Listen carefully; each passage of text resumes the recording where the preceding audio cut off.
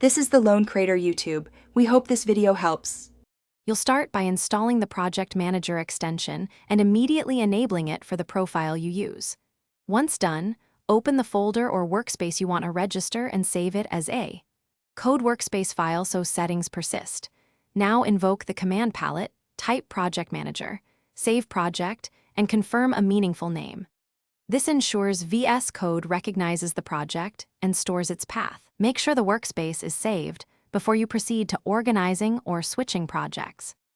Now you'll organize entries so switching is fast and predictable. Open the Project Manager settings or projects, JSON, and give each entry a clear name and the exact path. Add an icon or description if helpful. Next, tag related projects into groups or mark favorites so the panel filters instantly. Then assign keyboard shortcuts and define custom open commands or pre-open tasks. This automates environment setup. Once configured, test by opening a grouped project to confirm ports, terminal. To finish, practice switching. Use the command palette, the Project Manager view, or your shortcut to open a project in the same or new window. If you need the same setup on another machine, export or sync the projects.